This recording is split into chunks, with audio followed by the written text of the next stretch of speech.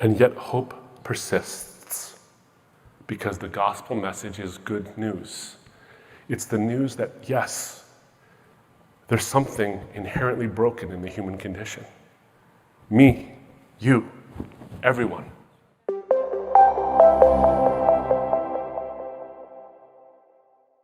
It's that the gospel message's needfulness is obscured by our desire to be popular or by the culture's desire to have their agenda sort of coddled.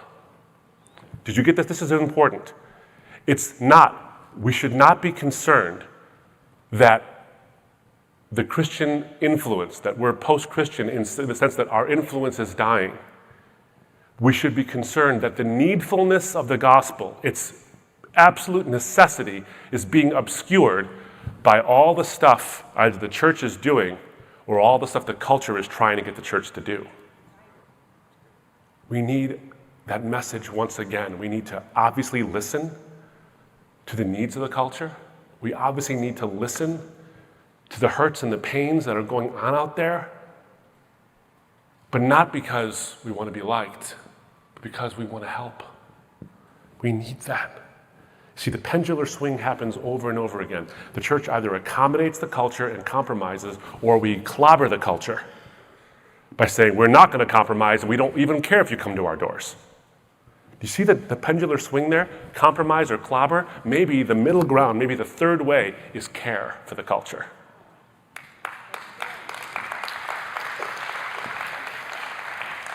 This is a tricky thing to do because listening to someone's hurts, especially when their hurts come and there's a part of the whole story where you're not quite sure you totally agree with it, or maybe it's even antithetical to the Christian faith, this becomes difficult because how do you tell someone you care while you disagree? You can. The world's trying to tell you you can't, but you can.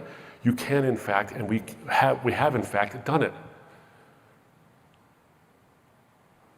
So what's the deal?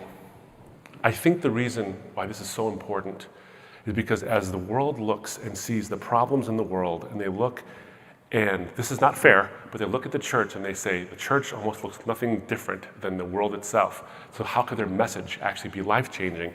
There's a sort of a despair that sets into this whole thing. So I think of this secular song that I heard on the radio. It's by a band called Cage the Elephant. Forgive me if you don't like rock music, but I'm going to quote, I'm not going to sing it for you, you'll be happy to know.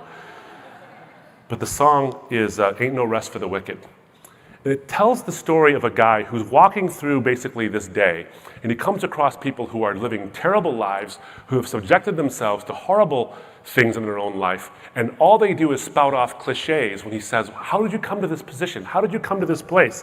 He says, I was walking down the street when out of the corner of my eye, I saw a pretty little thing approaching me. She said, I've never seen a man who looks so all alone. Oh, could you use a little company? If you pay the right price, your evening will be nice, and you can go and send me on my way. I said, you're such a sweet little young thing. Why do you do this to yourself? She looked at me, and this is what she said.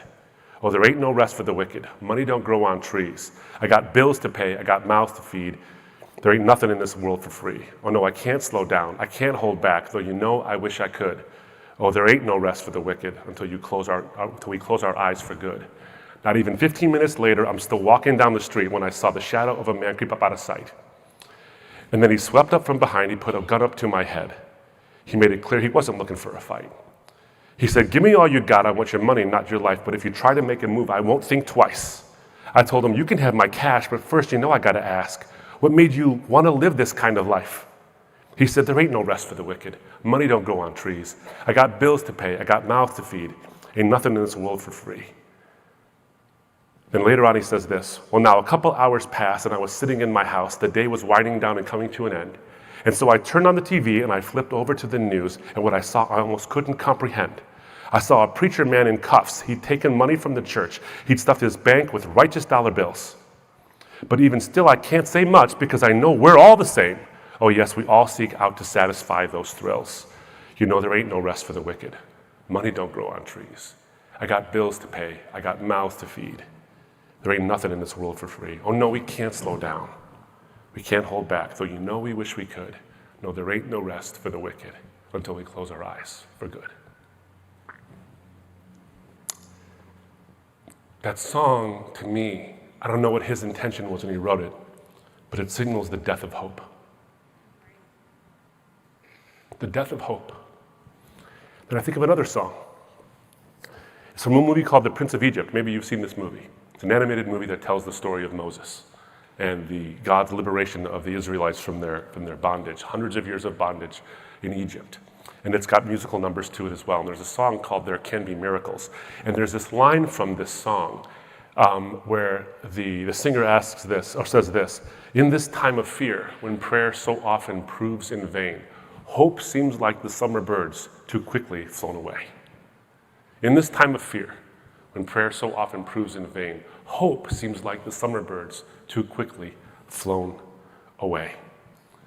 And all you have to think about when you hear this song about there ain't no rest for the wicked, and you hear this lyric about prayer so often proves in vain and hope flies away like the birds, is you have to turn on the news and think about what happened in Uvalde, Texas. You know, we use this word. I remember seeing a news story, and a couple of news stories had said, the unimaginable has happened in Uvalde. 19 kids, a couple of adults, lost their lives. Kids, I don't mean teenage kids, I mean elementary school kids. And it shocks the conscience, and we wake up and we say, my goodness, how can there be such evil in the world? It's unimaginable. But then you ask the question, and there were some people who took this folks to task and say, unimaginable? What are you talking about? It happened 10 years ago at Sandy Hook Elementary in Newtown, Connecticut, where even more children actually lost their lives. Unimaginable?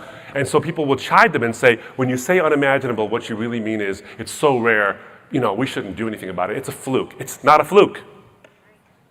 There's a lot of issues here. Now, I don't pretend to get political about this in the slightest bit. You can rest assured, and if you send me an email, I won't respond to it. But what I can say is this: I don't care what your politics are. That is something you hate. Amen. Something you absolutely hate, and we want to see it changed. But that unimaginable word, can I just say that there's a redeeming nature to using the word unimaginable? It's not flippant. It's not saying it's unimaginable as if, what? We caught off guard. No. I think there's something special about using this word unimaginable because it signals hope. Strangely enough, if we call it unimaginable, the reason why those words come out, that's reactive language. And the reason why it's reactive is because we can't comprehend that we live in a world that's still like this. It should be unimaginable. It ought to be unimaginable. And whenever you use should and whenever you use ought, and what you're saying is you're not describing what is. You're describing what you hope to be like. The world ought to have this kind of thing be unimaginable. It should. And when you use ought and should, you're talking about morality.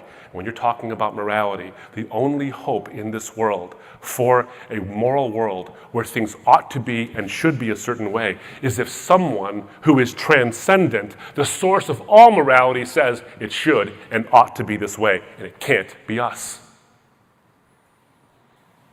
It's unimaginable to me that human beings are the source of what's good and moral. If anything about Uvalde has struck us, and there's so many things that have, it's that the idea that we can be the arbiters of what's good and moral without God is unimaginable. Where does the hope come from?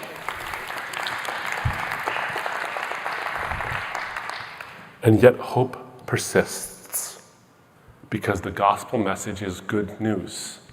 It's the news that, yes, there's something inherently broken in the human condition. Me, you, everyone. And yet there's something inherently valuable about the human being that God so values that he's willing to send his son to pay a price that our evil deserves, but that we can't afford to pay without being separated from God. And so that message is that Jesus has paid that price for us, because we're either going to stand in front of him on our own works, or we're going to stand in front of him looking like his son. It's up to us in that sense to pick which one. And if you pick you, you're going to get what you deserve, because there ain't no rest for the wicked. There never will be rest for the wicked unless you take on his righteousness. That is good news because it does not depend on you. We need to preach this message.